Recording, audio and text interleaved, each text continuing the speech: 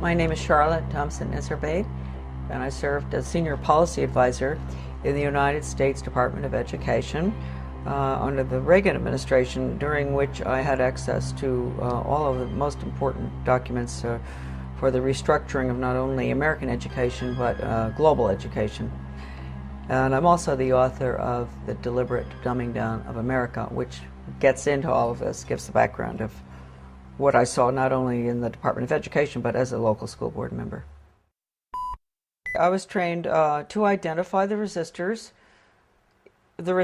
to the sex ed, drug ed, alcohol ed, suicide ed, death ed, those good, smart Americans who realize that anything that has education hanging off the end of it is probably not what they're looking for. I was trained to identify those good people and to go up against them, and actually to go and try to get them to join us through the group process system, make them feel important, get them on a committee. And that just blew my mind. I have to say, people often ask me, what is it that got you involved in education? Well, finding out what I saw at the local level certainly upset me. When I went and I saw that Americans were being trained to identify resistors, then I got pretty upset. And luckily, there was a big book that came with the in-service training called Innovations in Education, A Change Agent's Guide. And I was able to take that back home with me. Unbelievable examples of how to con the Christians and different people who are upset with what you're trying to do, how to bring them over to your side, case studies, true case studies of educators who had put programs in that normally, in a normal American town, nobody would want them.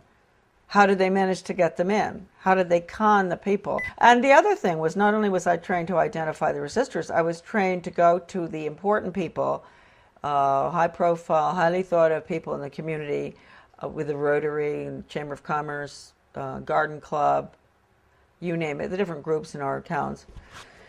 Go to them and convince them of the importance of these new programs like sex ed, drug ed, I just mentioned all of them, and to get them on your side, because when you can get the leadership in a community to go along with it, then the newspaper comes in and says, a committee's been set up with the head of the Rotary and this and that, and they're all getting behind this task force to discuss whether we're going to have a new sex education program. And then when Mary Jones, who ordinarily would think, why would we want to have a sex education program when we don't have any problems with kids having sex or anything? So she might be concerned. She might be one of the resistors. She reads that her best friend, who's the head of the Garden Club, is on this committee, and she thinks, oh, well, hey, Mary Appleton is on that committee. She's heading it up. It must be okay. So I was taught really how to con the community. They always call everybody by the first name. You have to get very, affectionate with people, and you say, William, I'm so glad you've come to this meeting, and I understand your concerns about this program because, I've had other people, usually it's the really bright people in the community who have these concerns, and would you like to join our group? The original program was funded by what would subsequently become my office. It was funded by the Office of Research in the U.S. Office of Education, because it was funded early on, about the late 60s. Still funded, by the way. And the money went to the University of Michigan in Ann Arbor to a professor by the name of Ronald Havelock. And he was the one that put together the whole training, the whole seminar, the book. And in the back of the book they admitted it. Right in the back of the book, they had about 100 major change agents listed from all over the country. Some of them I recognize, some I still don't, but some I do. And so this was a very important project. And it was being carried out I'm sure, all over the country, not just where I was. This was in Searsport, Maine, this lovely little town on the coast of Maine, in the school there where the guy came in, the facilitator, not Professor Havelock, but a facilitator, to train us. And these were good people that were there. They were some of the teachers from my school, where I was on the local school board, principals, etc. Normal-looking Americans. You really ask yourself, they must themselves have reacted very much the way I did. That's why I've always had a lot of understanding for teachers that have to go through this stuff. I didn't have to continue going through it. They've had to, through the years, constant training, retraining, sensitivity training, break their values. Right, no wrong. You've got to have all religions represented, so, you know, tolerant of everything, and because that's the New World disorder, excuse me. Professor Benjamin Bloom is probably the most important behavioral psychologist ever to live. I mean, maybe not quite as much as Pavlov and Skinner, but he really implemented the system in education in the United States. And he was the author of the Taxonomy of Educational Objectives. And I know that doesn't mean much to us. It means a lot to teachers. They know. All teachers have to go through that, Bloom's taxonomy. And just to give you an idea of how blatant they are, Benjamin Bloom said the purpose of education, and I often say this to parents, really, listen to this. You think the purpose of education is reading, writing, and arithmetic? The purpose of education is to change the thoughts, actions, and feelings of students. And then he goes on and he says, he defines good teaching, and this is even worse from the parental standpoint, as challenging the students' fixed beliefs. And then, in some of his works that I have, that are in my book, a lot of this stuff is in it. When he says challenge, does he mean challenge or does he mean change?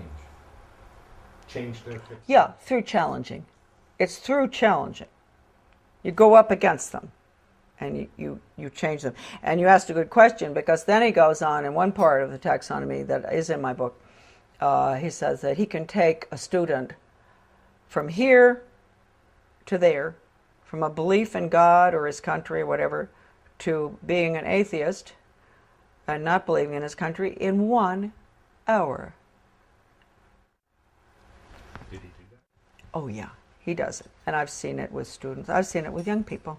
And they don't even know, and teachers don't even know. That's why if you talk to teachers about it often, they'll really have an awfully hard time dealing with it. And if you go up to a superintendent, an educational administrator, superintendent or whatever, and you ask him or her, have you ever been through sensitivity training? They'll usually crack up because they went through it.